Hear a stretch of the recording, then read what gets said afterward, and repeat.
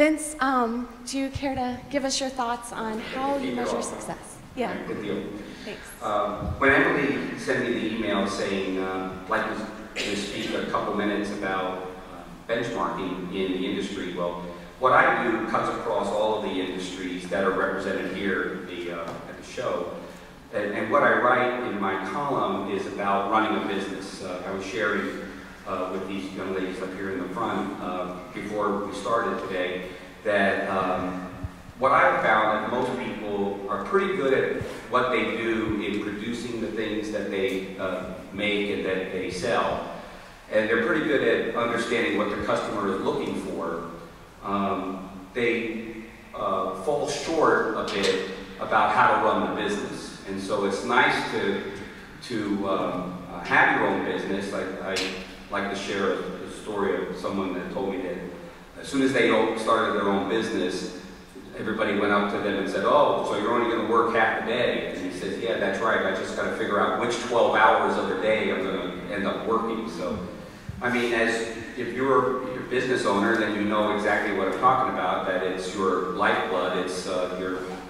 It's everything that your world revolves around is running a business. So why not do it well? Well, when it comes to benchmarking, I think the best way to do that is to take a look at other businesses that have been successful, whether it's in your industry or not, and pirate, borrow, steal ideas that work for other people. And that's what really benchmarking is. And if I can leave you with any one thing, it would be to look into the book, if you haven't read it already, Great by Choice.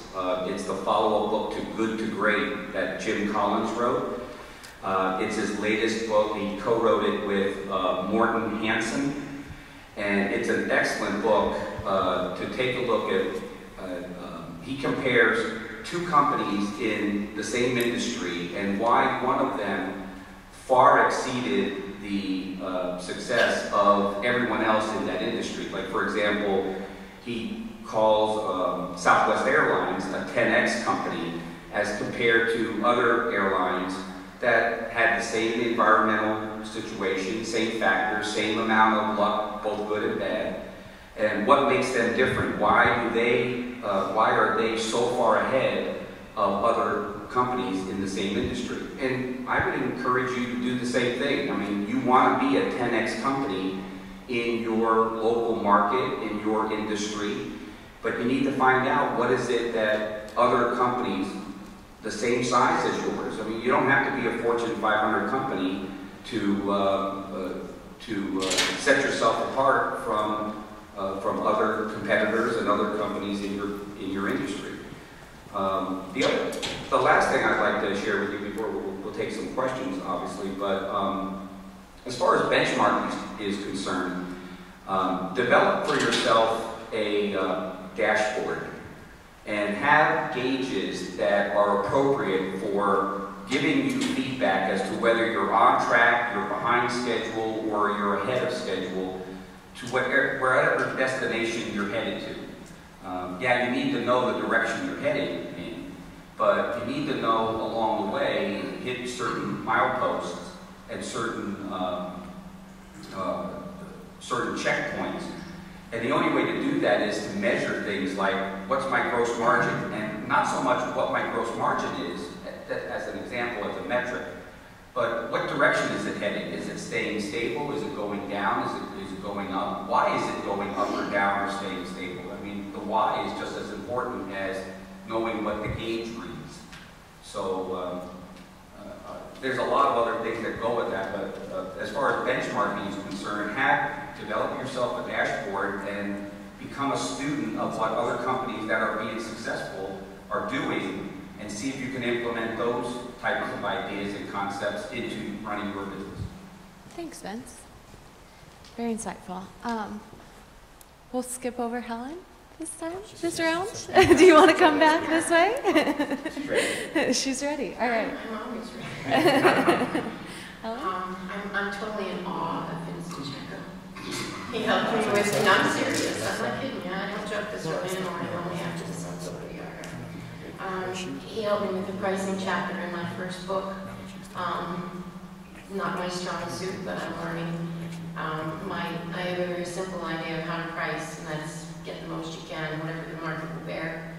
I believe in looking at what it costs to keep the doors of my business open, never going below that, but never going near it if I don't have to.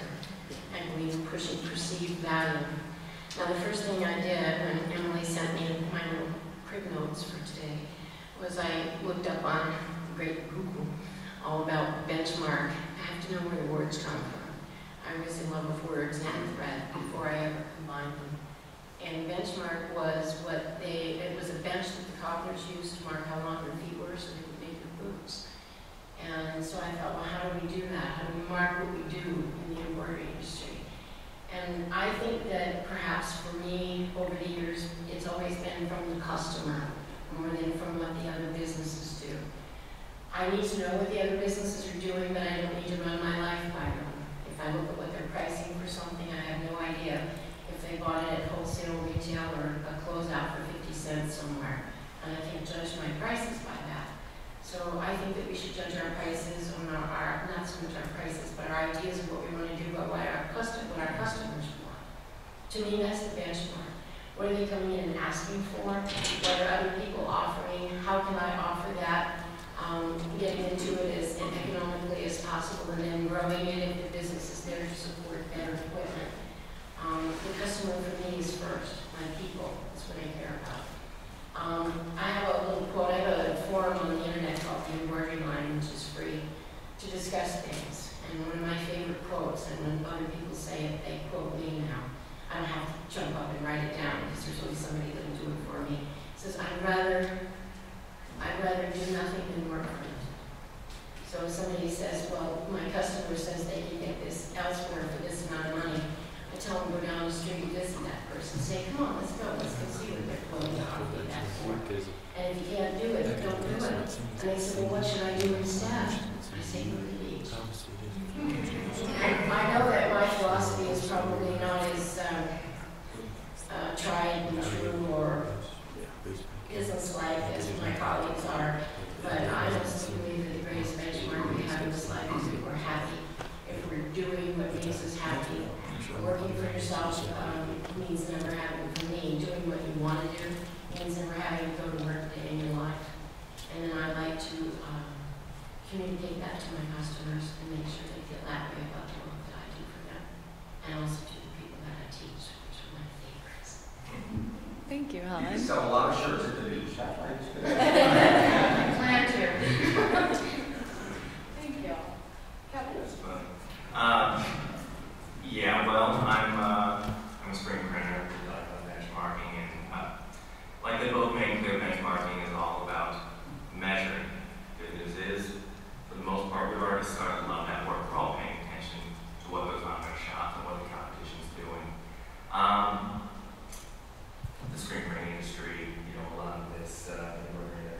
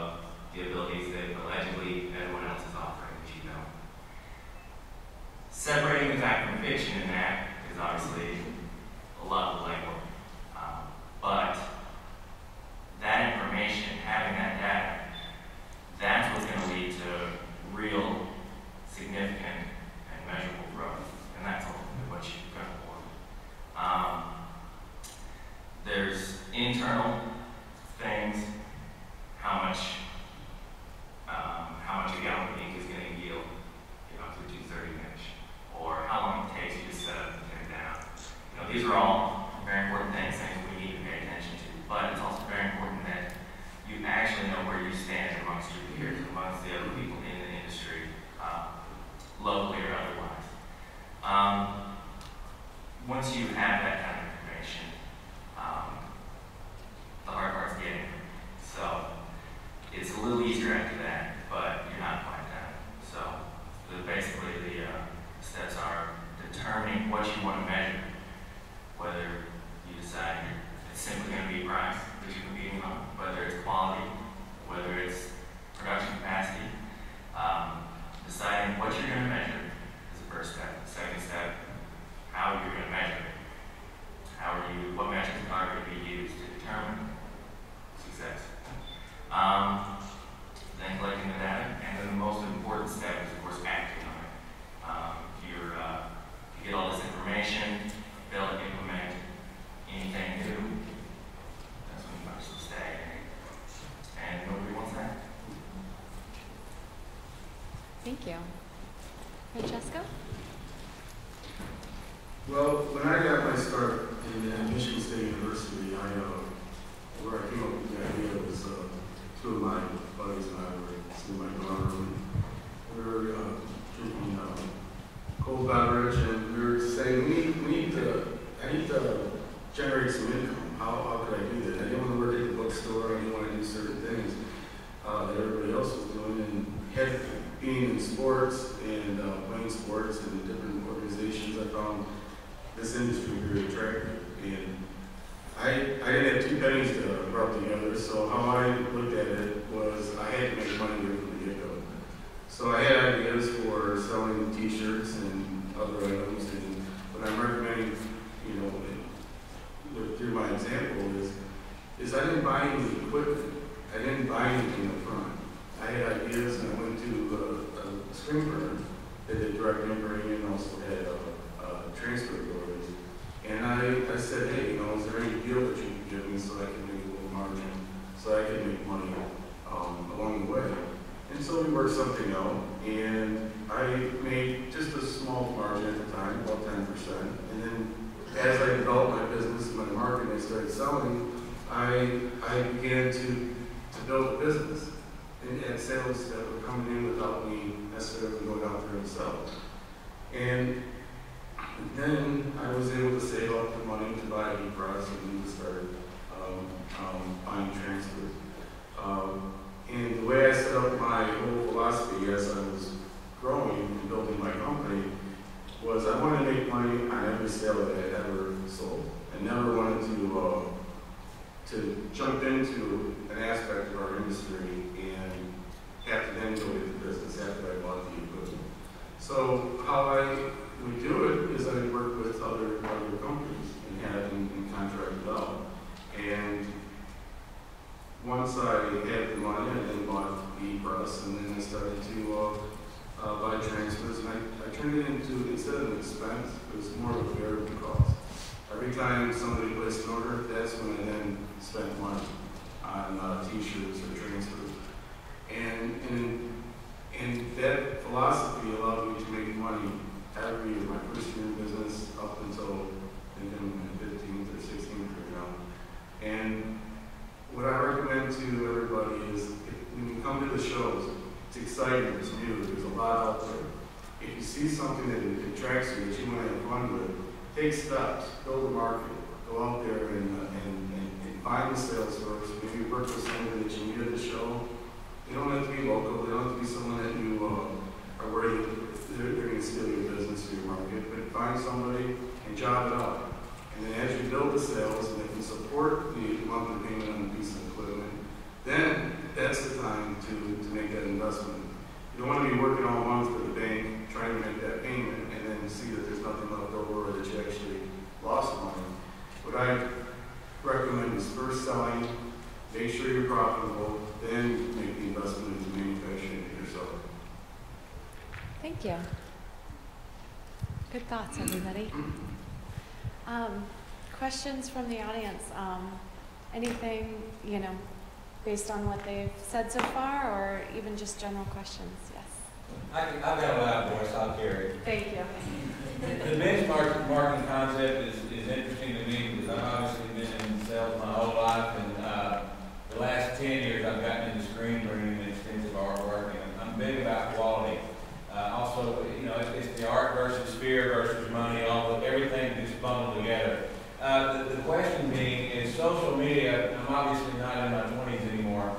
social media thing is really fascinating to me. I'm seeing a lot of businesses using benchmarking by measuring their weekly Facebook hits or their sales off of their e-commerce sites.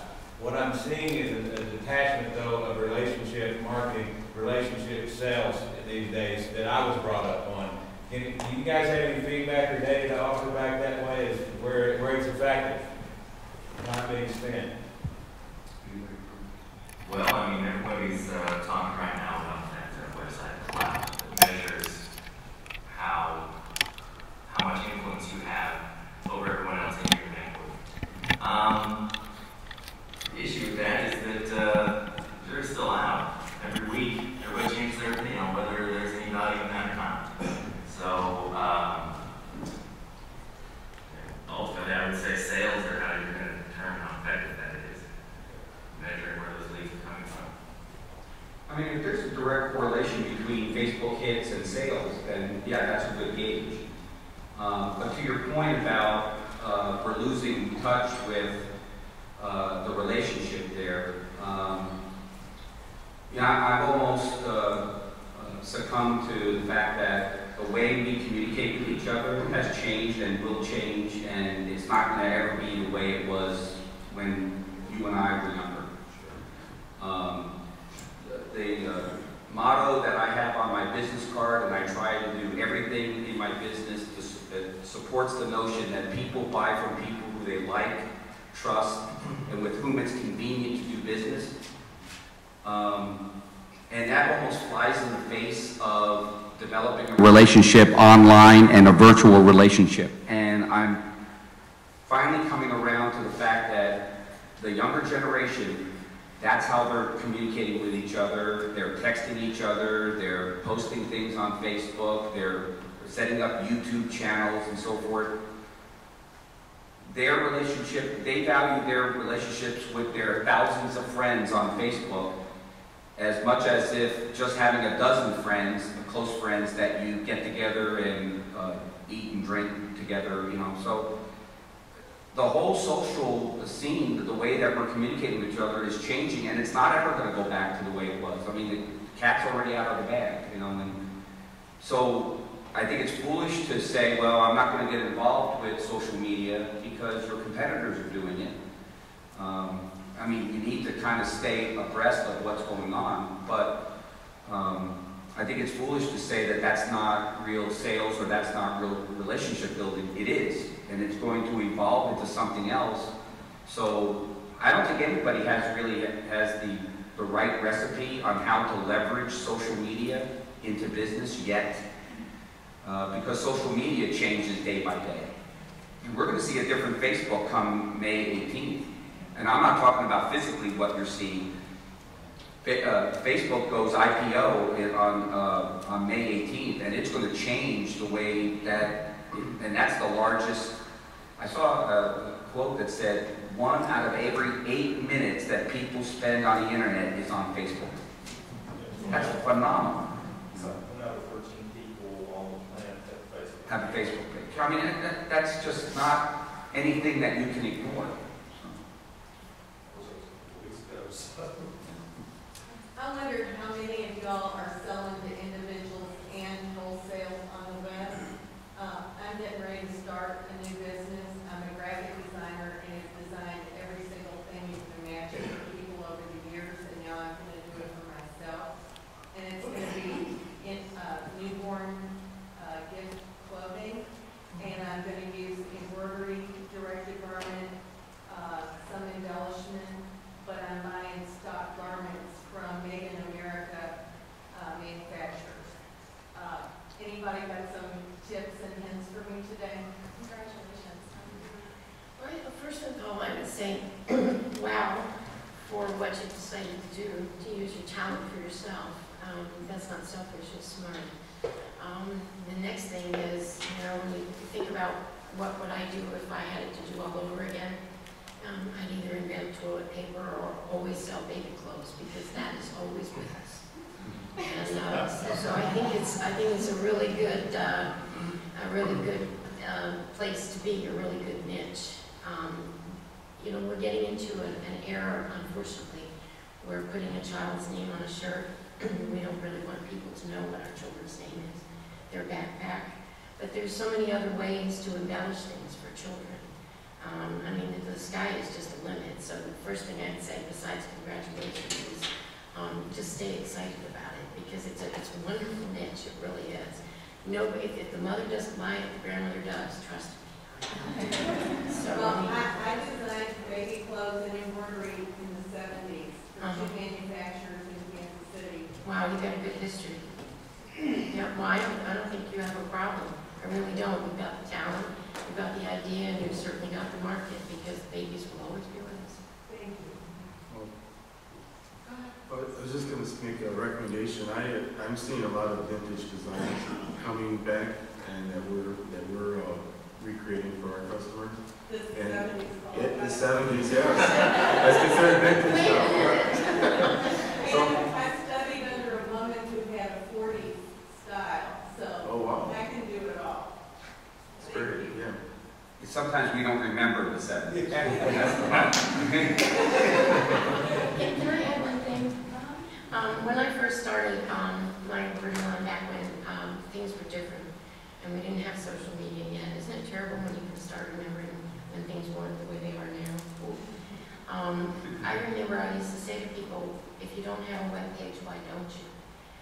If it's nothing more than a brochure, what wonderful, and then the kicker would be, if you have the ability to get on the internet and talk on the phone at the same time, remember those days? Then you can send your customer when you're on the phone with them to your website. So you can have the product there, you can have prices there, you can literally be on the same page. Instead of saying, well, I'll bring your brochure by, or go to this page and look at somebody else's catalog. So, I mean, I think even the simplest website is a good thing. Now, I happen to be in a 12 that doesn't get involved in social media, or this thing about social media. I'm going to get over it. And I really do believe that if people are out there stealing my identity all the time, that I'm an absolute fool to get on the web and throw it all up for them. You know, so I sort of stayed away from that.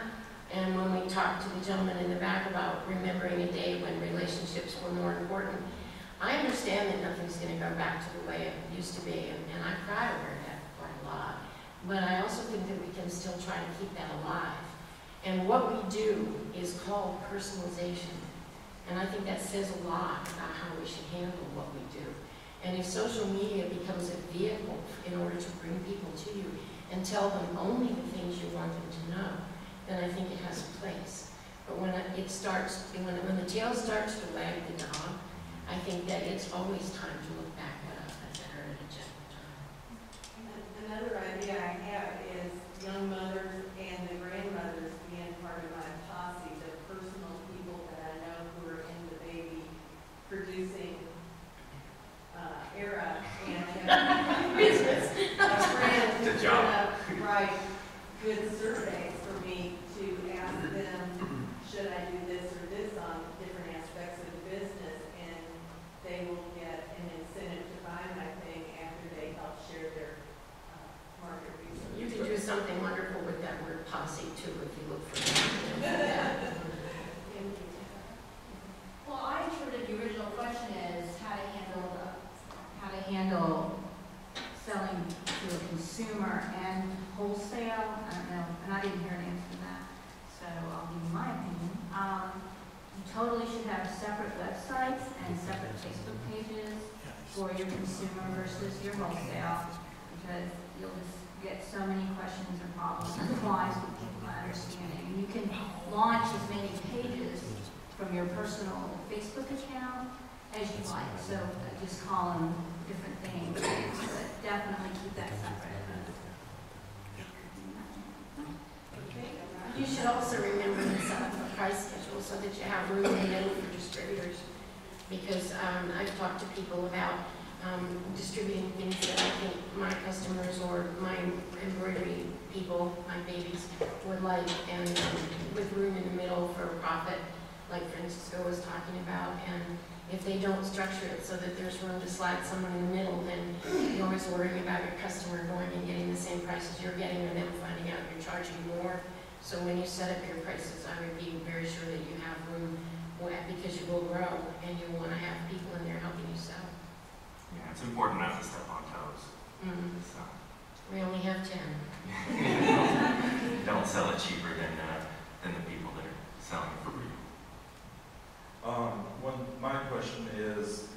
do you think about actually focusing your business on an actual niche market instead of just basically casting a wide net?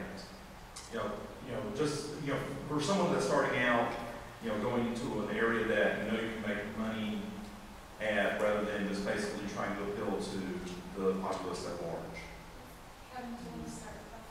Yeah, I feel very strongly about that. I do believe focusing on a niche, and the tighter your focus can be on that niche, the better. That's going to help your brand, your company. You are your brand, and you want to be the one to go to for that segment, whatever it might be.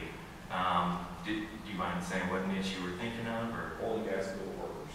Oh, well, there you go. So, yeah, I mean, when I don't know if that's uniforms or more just T-shirts. Well, actually, the fire rated, strictly the fire rated.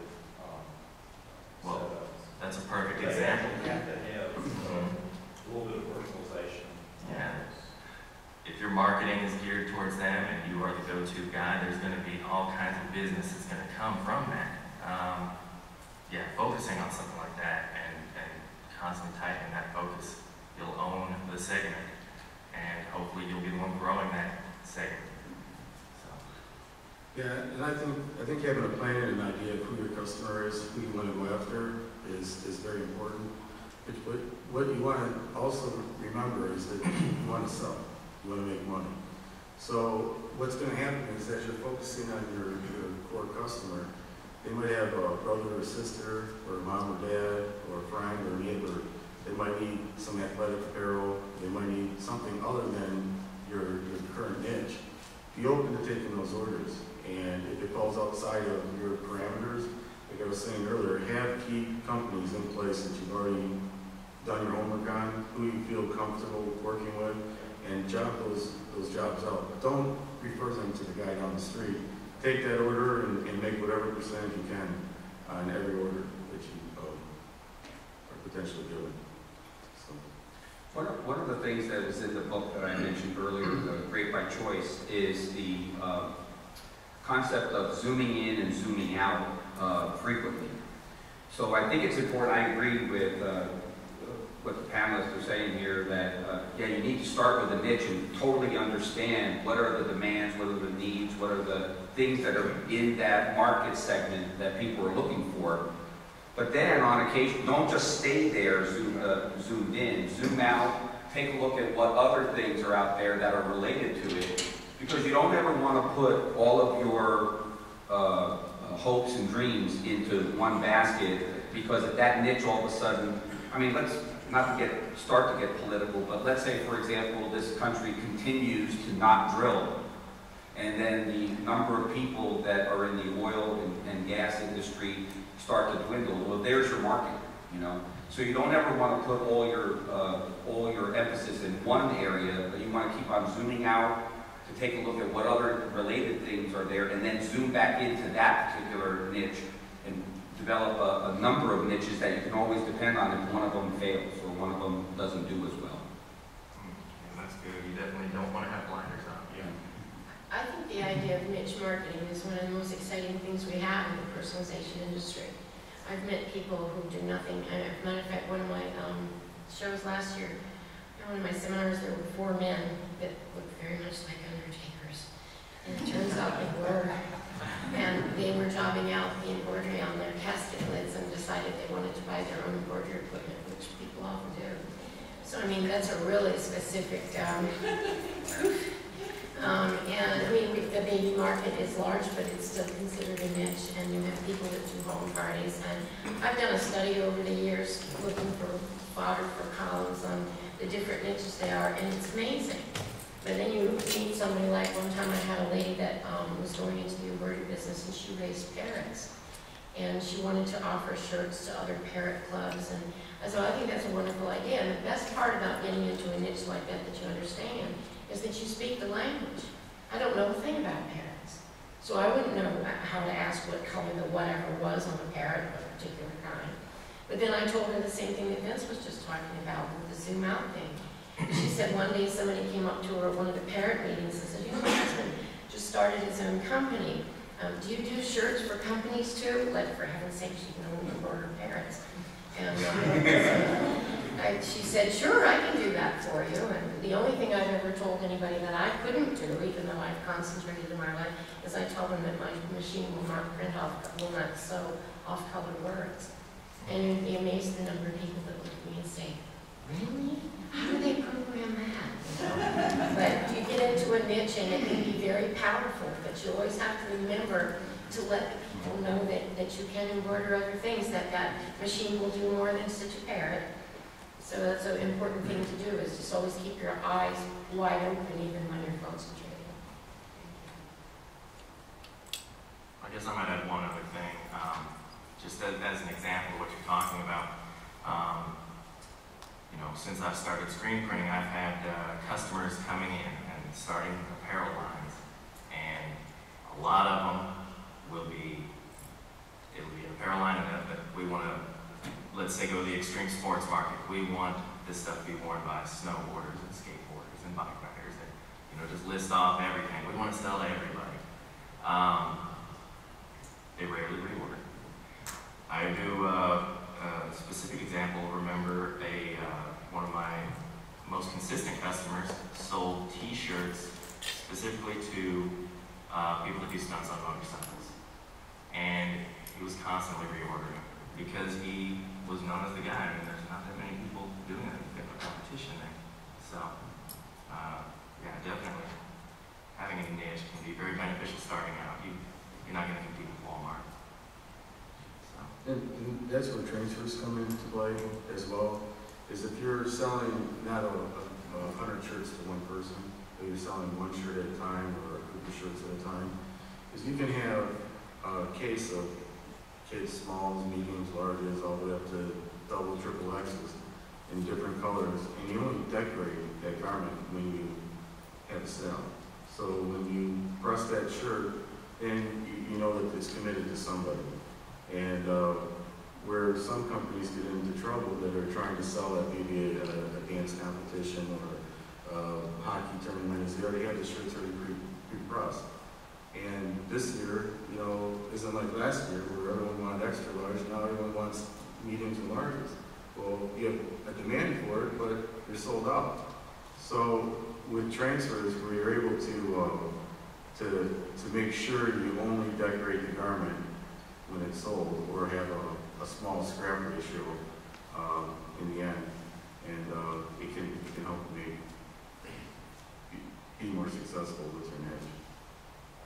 And especially if you're trying to come up with different designs or multiple different designs, you don't, maybe one might sell, but the other doesn't. And, you know, it helps you not have, reduce your scrap ratio. Yes, inventory is definitely a huge issue for this industry, so thank you. We have time for just a couple more questions, maybe, and then we need to wrap up so you all can get on the floor. Yes. Back to business and manufacturing, I understand that China labor laws are really going through the roof. As far as, you know, a lot of the suppliers here in the States, everything's voted over from China, but I understand that the working class over there is developing themselves into a middle class demanding more, and the focus coming back to manufacturing in the United States. Probably the day that happens, right? But any feedback on that from a business perspective in the industry? Is there any trends that are developing?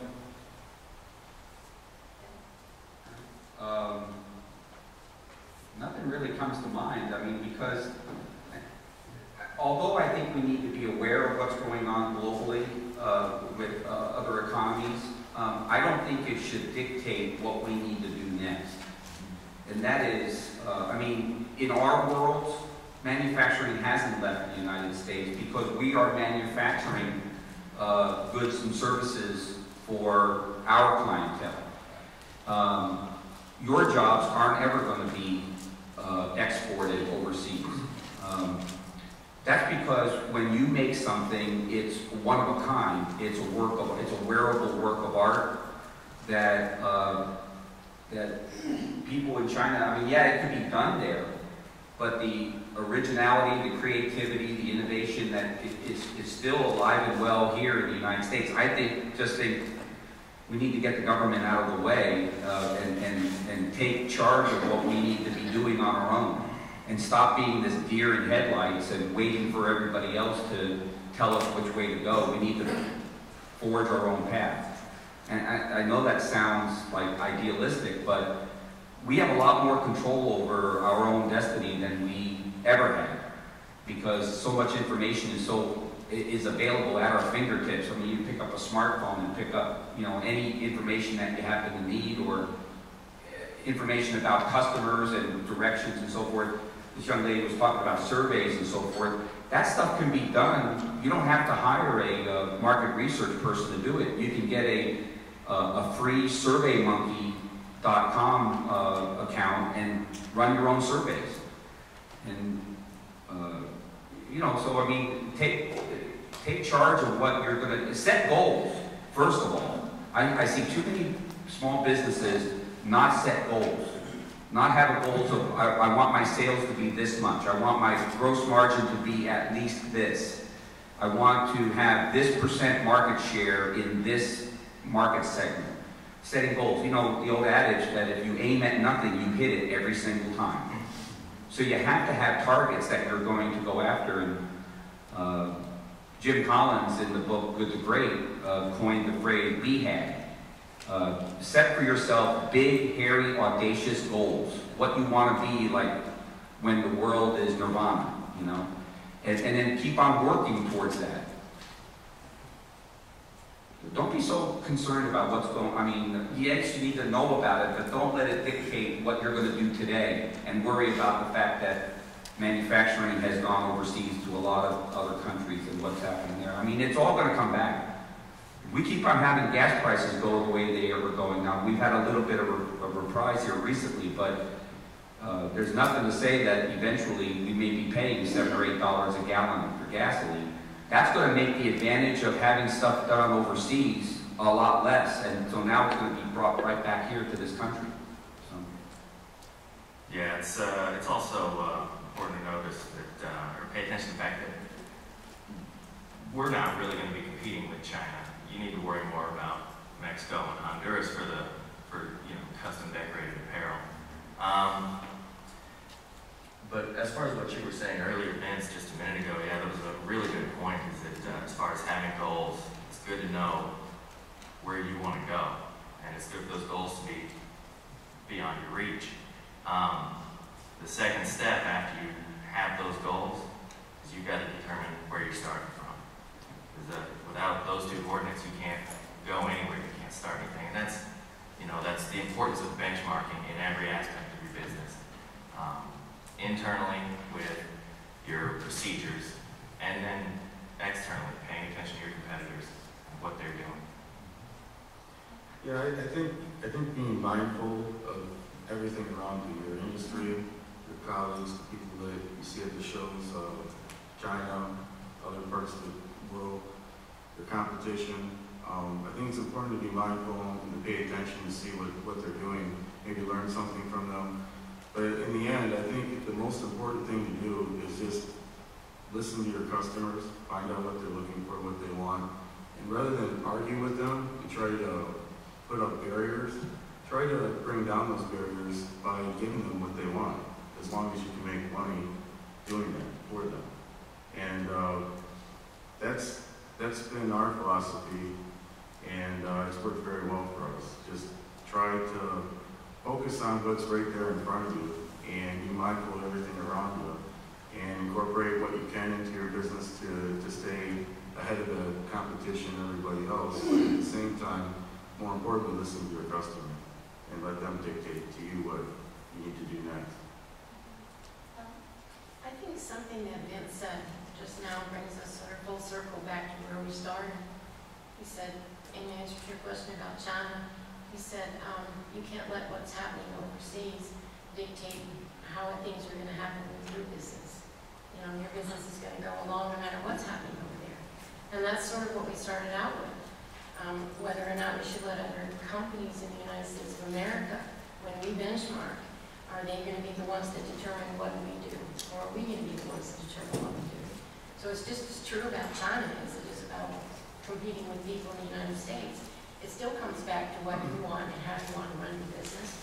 It still comes back to what your customers want, because we are in the personalization business. I think that we do have the ability to look on our smartphones and do as much media marketing as we want to on the internet. But I think the thing that's really driving the people, especially entrepreneurs, which are the people that I deal with all the time, is the anger that we feel that and I put anger in capital letters, that we feel that some of the controls and the ability to grow our business is being taken away from us for very silly reasons. I think we need to fight that. And I'm not going to get up and have you all follow me somewhere with flags, but I think we all have to be mindful of that in our own business and fight our own fights. Because when we do that, we fight for everyone. In the meantime, you concentrate on what your customers want and build your business. I've always been in embroidery, but adding other things to your business, what I do now, is important, finding footprints that you can add that are small and inexpensive, that allow you to offer other things to your customers. That's how you compete with China. You give them the graphics, you give them the combination, you give them the mixed media that China isn't going to bother to do. And lots of times the people down the street aren't going to bother to do it either. I had a fellow that came to one of my seminars one year and he was ready to buy. I have never seen anybody with money spilling out of his pockets as much as this fellow. He had all the machines picked out, everything picked out. He had a screen printing business up in Washington State. And I said, how much business do you have for this? Well, there's this one man that keeps coming in and asking me if I'll just embroider names on things on the screen. One man? I said, you need to go home. I'm sure I can hear myself getting to salespeople. But you need to go home and you need to job it out to someone you trust. And you need to grow it. And he did. And he came back the next year with a work for that machine, and he bought the machine. And the other good example is a woman who bought one machine, and she jobbed out enough work for a second machine. And then she bought the second machine, and it was already busy, so she jobbed out enough for 2 or 3 or 4. And when she had enough, she bought those machines cash. And she brought it all in-house, but she kept on bringing in more than she could do, so that she was building up the business for the next machine she would buy. She has over 100 heads now. She does screen printing, she does direct-to-garment, she does everything, and she's one of the biggest businesses in her state. And she started out with a single head and a partner. Lost the partner, kept the single head, and grew. So there's lots of ways to grow your business, from the simple point of gluing on a rhinestone to having a $10,000 machine that'll make the patterns for you. If you can offer the product, the customer doesn't really care how you got it on the shirt. So you give them this perceived value, you give them the product they want to see, and then if you can make it easier or more affordable to create it later with better equipment, then you do it. But keep your eye on your own business and your own customers. Thank you, Helen. And I couldn't have